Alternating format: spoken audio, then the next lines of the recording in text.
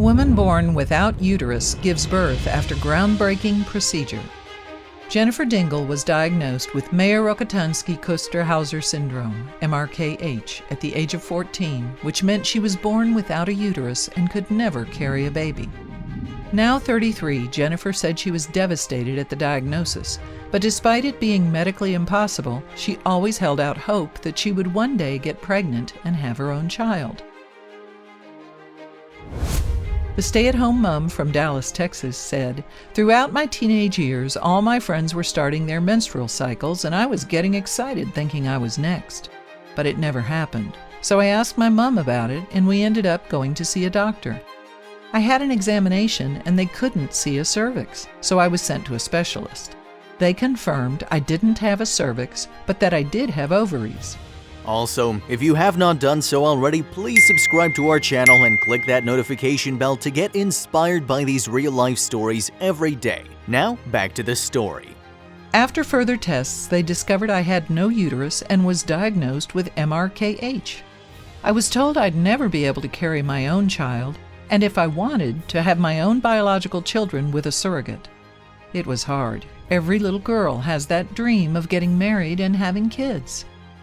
After meeting Jason in 2011 and tying the knot in 2014, Jennifer said she began seriously thinking about their options to have the family they always dreamed of.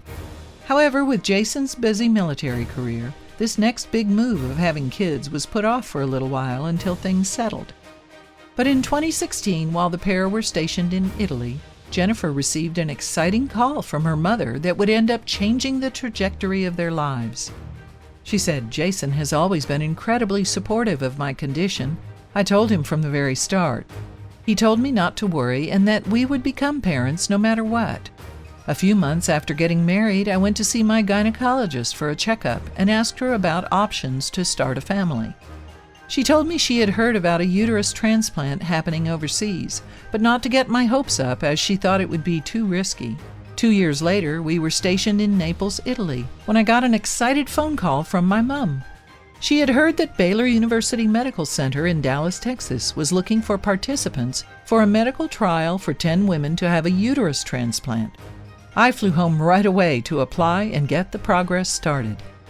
2 months after applying in July 2016, Jennifer was told she was being accepted to take part in the trial, and she swiftly moved back home to Texas in September to start the process.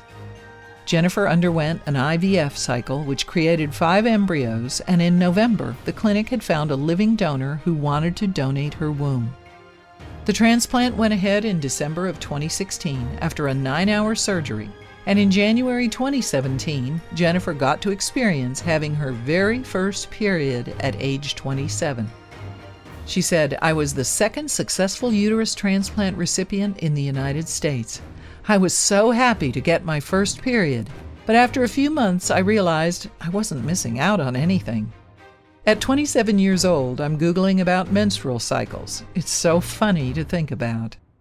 6 months post-surgery, Jennifer underwent a successful embryo transfer, and the couple's beautiful little girl, Giovanna, now almost 4, was born through a planned cesarean at 36 weeks in February 2018, weighing 6 pounds 7 ounces.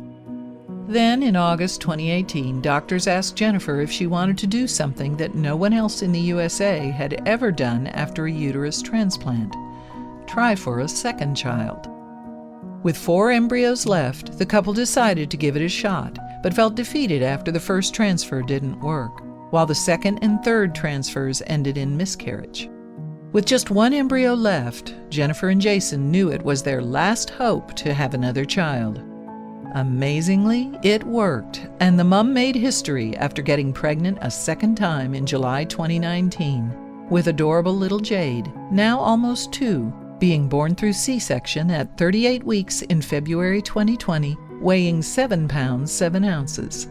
She said, "I never thought I'd ever hear the words, 'You're pregnant.' Even after the doctor confirmed it with blood tests, I went home and did several tests just to experience it myself. It was so surreal. I'm the first woman in the United States to have 2 babies following a uterus transplant, so that is quite a conversation starter. I'm so grateful to the woman who donated her uterus. She went through so much so that I could start a family, and words can't even describe how thankful I am. I did find her on Facebook, but we haven't met up yet. Maybe one day we will.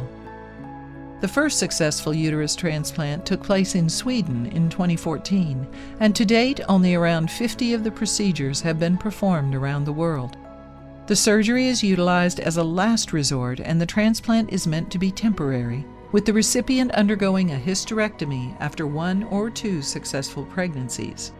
According to Baylor University Medical Center, this is to avoid the need for lifelong use of immunosuppressive drugs and to diminish the increased risk of infection. Jennifer added, "I had a hysterectomy straight after Jade was born, so I won't be able to carry again.